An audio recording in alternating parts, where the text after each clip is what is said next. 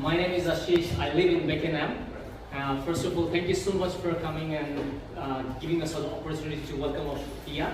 I would like to thank Matt Keogh because I do remember I met him around 6 years back in Beckenham train station. He was carrying the days because he was in the campaign of fighting his voting, and after I was walking down in that road and I met him there. I said that, okay, Matt, why should I vote you? He said that, okay, if I would be elected, I would take off this railway crossing, which was of heavy traffic, because the funding was only, the state funding was up there till Queen's Park, till Cannington, and after he promised that with his federal funding, he will remove that railway crossing.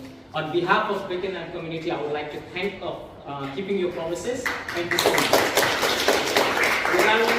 So much promises to us, and then after on your election, as Trish said that okay, you're gonna be doing this and that and that.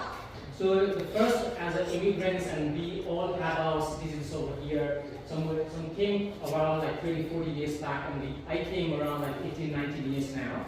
So I have 2 boys, but what is that? Okay, this bulk billing, this Medicare, which we are out of pocket when we go to any GP, and then after we gonna be out of pocket of $50 every time. So we would be expecting as the labor wins, so definitely they will be looking after this Medicare to get on the board and then after see that okay, what is it? The first one, that one, and the second thing on behalf of the Cannington region, there is no good high school in there, okay? Because many of us, I live in Beckenham region, so there is a school which is of Seven Oaks Senior High School, which starts from year 11 and year 12, and Cannington school is till year 10. So when you pass you're gonna go to Cannington school, and then after again switch over to Seven Oaks Senior High School. So there is a transition, lots of transitions around that. So on behalf of our community, and I would put that request for you to look after that also. That would be, because I was thinking that this is a good platform for me to speak, and as Robin has already requested of our community that we are very growing Nepalese community, and therefore we look forward of your support, and therefore we'll be looking forward of working together to build our community and therefore labor wins. Thank you very much, and I'm very happy to be able to say I've even been now on a test train that's gone over the new flyover at William Street in Beckenham, and that railway line will open on the 9th of June, so the station will be open and you'll be able to catch trains from there again as well, and the traffic will be flowing underneath, and it's much safer for everybody there.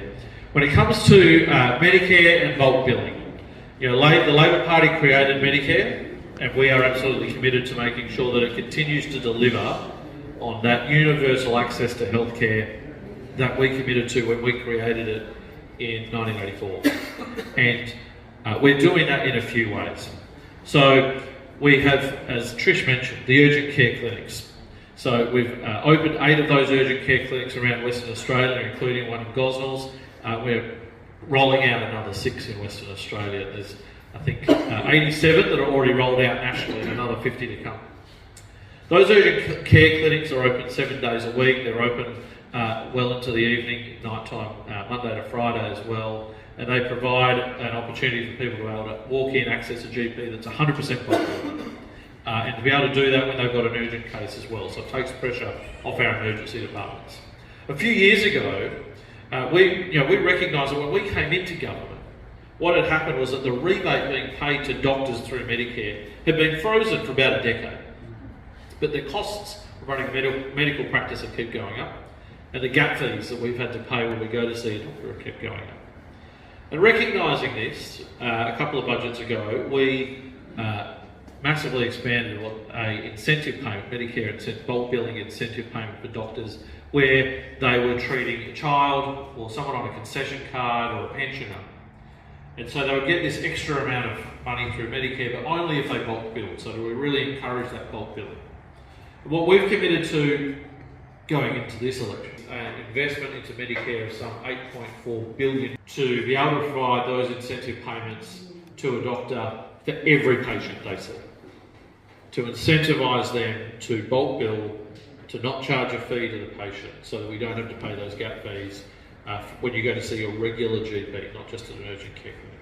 So it is about your Medicare card that will get you access to that healthcare. We're also though investing significant money into training more doctors, making sure that we're getting that pipeline of GPs so that we're able to meet that increasing demand. And out in this area, out through the city of Armidale, city of Gosnell, Shire of Serpentine, Jarrahdale, we've also recently opened up the capacity to bring more doctors from overseas into this area to meet that growing demand that we've been seeing, so that we've got enough doctors to get in. So not only have we had the gap fee issue, we've also had the problem of doctors are just too busy, you can't even get in to see them.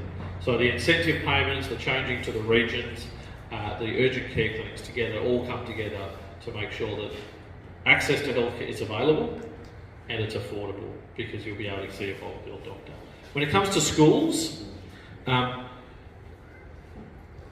high schools you talk about are run by the state government, but what I can say is I know in Maddington, for example, where we have Yulbrook High School, same sort of thing happened there. It only went to year 10.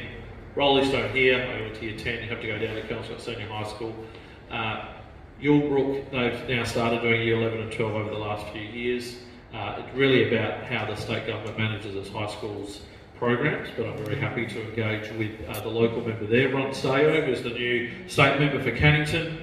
He grew up in that area, so he knows it well, and really happy to talk to him about what might be the future plans there for supporting Cannington as to go through to year 12, so people don't have to change school yet again.